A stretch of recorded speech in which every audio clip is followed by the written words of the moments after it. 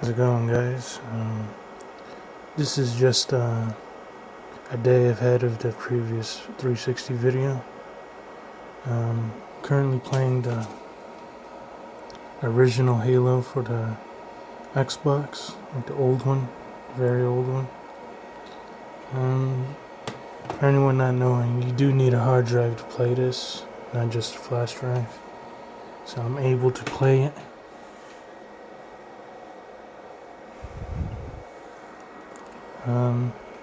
This is just a day ahead checkup on this 360.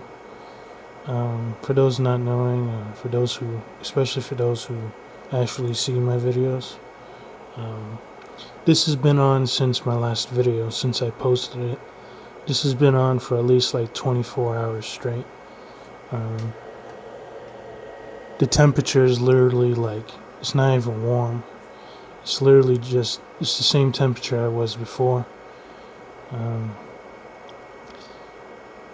The reason why this really amazes me is because this originally had, when I first plugged it in, this originally had 2 red rings. So you power it on, you go to the dashboard, and it even gave me a message saying that it overheated and it's designed to shut down when it gets too hot. Now, the only thing is that one thing I didn't really know about, and that reminded me until I started, at least from a PC perspective, like a PC technician sort of perspective, the company that at least helped. Well, I'm almost sure it's their processor, IBM. The same guys that made the laptops like 20 years ago. Just lost train of thought. What happened with these consoles is the Xbox 360, especially even the Slim and probably the E console, is the sensors in this thing, and even the DVD drive. I think if you leave it off for long enough, or somehow the sensors tend to wear off and needs to be recalibrated. I even have to even sometimes the DVD drive doesn't want to work, even after I took it apart. For the most part it works. I just have to rebuild it again. Like it's working right now. Like for example, whenever I put one of these games in, it works every time. But when I put in the 360 game, sometimes I have to force the tray in, or I didn't really lie about it, but it works for the most part. Like if I leave the console off and leave the DVD in and I power it on, then it works. Yes. I probably have to rebuild this thing again because it was working flawlessly up until now, but it was only the DVD drive. So what I probably have to do is it didn't even eject. So I got the eject thing. I got the eject thing fixed, at least that. But one of the things I probably have to rebuild the DVD drive again. Just take another look at it and probably take the tray out and see around there, because I'm almost sure there's a sensor inside the DVD drive that needs to be recalibrated too, which I just can't remember it, because I've done a lot of research on these electronics and solutions and problems that people had years ago when I was still a kid. So I'm almost I'm in my almost late 20s, and about almost 10 years ago is when I was doing my research. So I can't really remember what web pages and what exactly that I was reading. But it reminded me of some of the research I've done on these things. But what the problem was is I'd power this thing on, especially when I first got home, because, well, when I bought this thing, I wanted to see if it'll work. So I was taking my chance on whether this would work or not, and it actually works fine, at least for the most part. It even came with a hard drive, so that's definitely a bonus.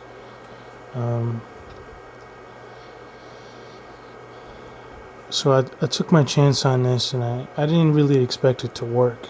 I even asked the guy that I bought this thing from, and I was definitely taking a chance when I bought this thing.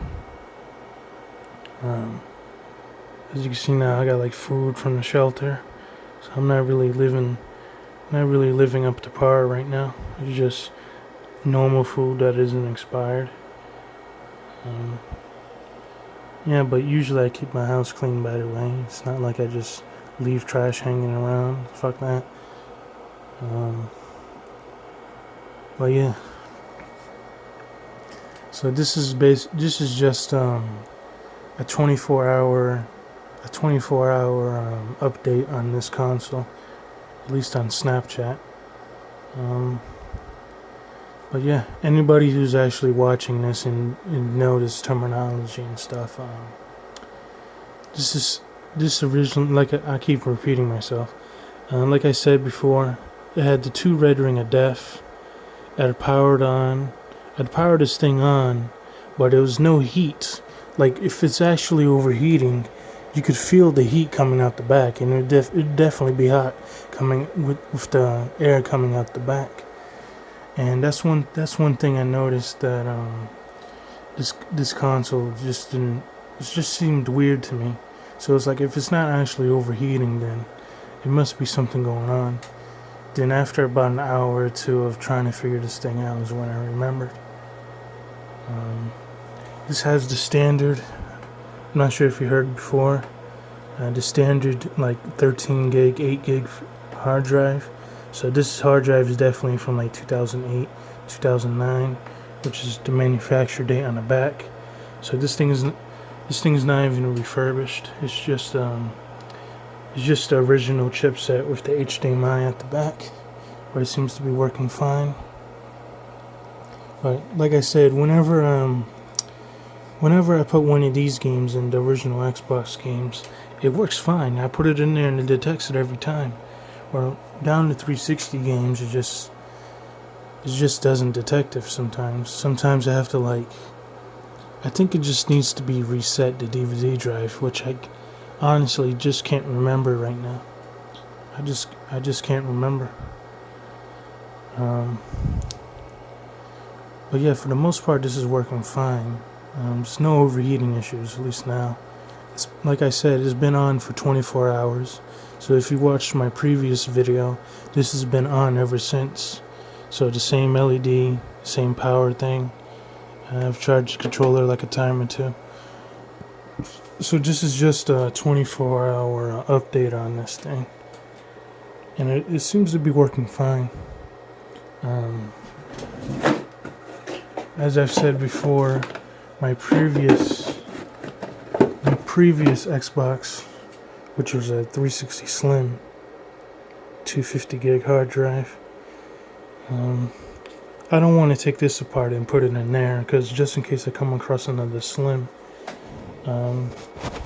Just in case anybody didn't know, if you have a PC and you're smart with PCs like I am, at least like a technician wise, you can connect this hard drive via the motherboard, the SATA data, and the SATA power on here. You can connect it to the motherboard and transfer. And if you have a flash drive big enough and fast enough, whatever's on this 360, without taking it apart, whatever's on this, you could put it on there from a flash drive, and which is what I ended up doing, because once you take this casing apart, you'd have to get another hard drive. So I didn't want to take this thing apart just in case. I even have spare like 360 Slim parts around here, which is always good to keep. Like this power brick. The power brick that came with this thing didn't fit the back of it, so it's a good thing I kept this old power brick from my other 360, which I ended up. The only reason I ended up selling my previous original Xbox consoles, at least the 360s, I sold it to get a little bit of money. Kind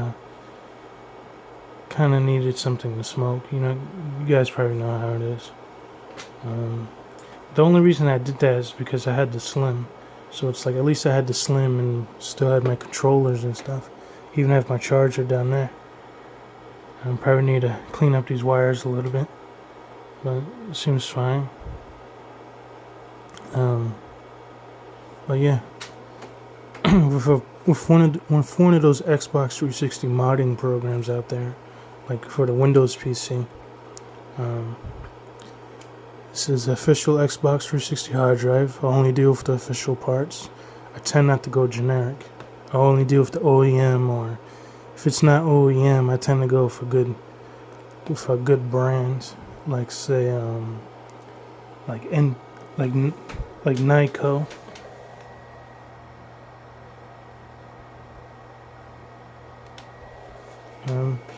Usually these battery packs are pretty good.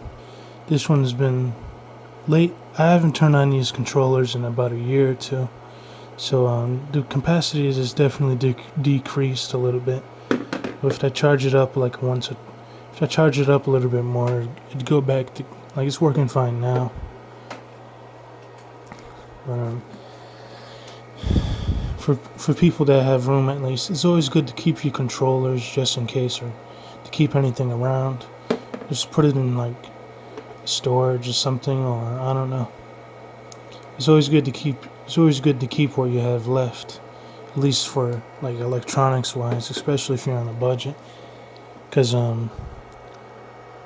yeah, it's the official 360 power brick with 360 was designed for the 203 watts. But yeah, this is just an update on the 360 I got for like $10. I put some of the stuff that I had on here on the flash drive, and I put some stuff on the hard drive. Even like old profiles I didn't remember the passwords to, I still had it on here, so I put it on there. I just had to reset the password. But yeah, even after 24 hours, this console is running fine. Not only that, it's still running at the same temperature. But the only reason I like these things is because this is what I grew up with. I'm not sure if it's a characteristic or not, but I usually like these consoles. I usually like these consoles better. The fan's a bit louder. The fan's louder, as you can hear in my videos. But the only reason the fans are louder is actually a good thing. It's probably too loud, but with the fans being that loud and having the control from the motherboard, it actually puts out more air. So the more air it puts out, the less prone to overheating it is. But I guess with dust and how these things usually tend to age, like even this, like the heat sinks were clogged. I had to clean it out. Even like the vents on the side, I cleaned it out, and it's working fine. But this is just a 24-hour update on the console. I just be putting this on Snapchat. But even after 24 hours, this thing still works fine. I haven't turned it off. I've been on YouTube all day, so this thing's working fine. Thanks for watching my video, if anything. But yeah, even after 24 hours, this thing still works. And for $10, I didn't even need to spend anything else. I had my controllers still, I had my power brick, and I had my charger. So I even still have my games in the drawers, like original Xbox games and the 360 games. So I probably need to rebuild this once or twice, at least once, to remember and do more research on the DVD drive. But besides that, it's working fine. Thanks for watching my videos. If anything, subscribe, and yeah, thanks.